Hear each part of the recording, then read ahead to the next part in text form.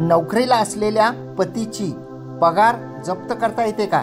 पोटगीच्या वसुलीच्या केसमध्ये पतीची पगार ही जंगम मालमत्ता आहे असे म्हणता येईल का? आपल्याला माहीत आहे की पती-पत्नीचे कौटुंबिक वाद झाल्यानंतर पत्नी ही पतीच्या विरुद्ध फौजदारी न्यायालयामध्ये जुन्या फौजदारी प्रक्रिया संहिता कलम 125 प्रमाणे पोटगी मिळण्यासाठीचा अर्ज दाखल करीत असे। त्या अर्जाच्या कामी माननीय न्यायालयाने पतीविरुद्ध पोटगीचा आदेश केल्यानंतर कलम 125(3) प्रमाणे पोटगी वसुलीसाठीचा अर्ज केला जात असे आणि त्यानंतर पती हे पोटगीची रक्कम भरण्यास टाळाटाळ करतात। त्यावेळी त्यांची स्थावर व जंगम मालमत्ता जप्त विक्री लिलाव करून रक्कम वसुलीची मागणी केली जाते। तसेच पतीविरुद्ध अटक वॉरंट काढून पतीला शिक्षा देण्यात यावी याबाबत सुद्धा आदेश मिळण्यासाठीचा अर्ज दाखल केला जातो। परंतु पती हे जर नोकरीला असतील तर त्यांची पगार ही पोटगीची रक्कम म्हणून जप्त करता येईल का?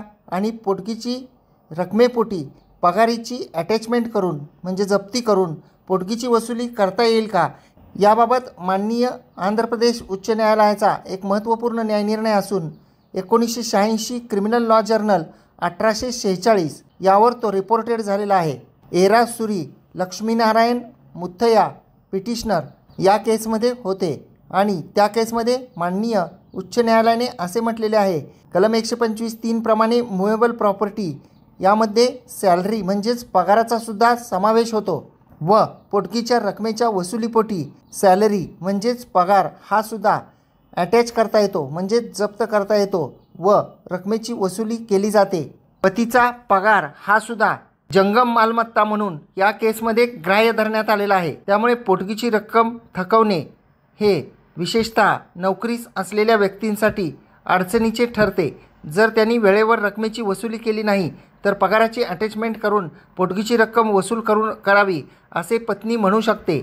आपण कोर्ट कचेरी या यूट्यूब चॅनलला भरभरून असा प्रतिसाद देत आहात, तसेच फेसबुक व इंस्टाग्राम यावरही आपण भरभरून असा प्रतिसाद देत आहात। आपल्याला जर माहिती आवडत असेल तर या माहितीला एक लाईक करा, व्हिडिओला जास्तीत जास्त शेअर करा म्हणजे ही माहिती सर्वांपर्यंत पोहोचू शकेल। आपण जर हा व्हिडिओ कोर्ट कचेरीच्या यूट्यूब चॅनलवर पाहत असाल आणि अद्याप जर का आपण सबस्क्राईब केलेलं नसेल तर सबस्क्राईब जरूर करा, बाजूचे बेल आयकॉनचे बटन दाबा म्हणजे व्हिडिओचे नोटिफिकेशन नियमितपणे आपल्याला मिळतील आणि आम्ही व्हिडिओ पोस्ट केलेला आहे हे आपल्याला कळेल। या व्हिडिओच्या खाली आपल्याला जर कलरफुल हाईप नावाचं बटन दिसल्यास त्याला जरूर क्लिक करा, त्यासाठी कोणतेही पैसे द्यावे लागत नाहीत।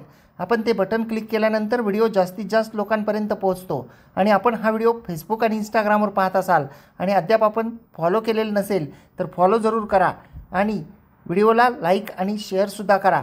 आपण केलेलं एक शेअर कुणाला तरी त्यांच्या प्रॉब्लेमचं सोल्युशन देऊ शकतं। धन्यवाद।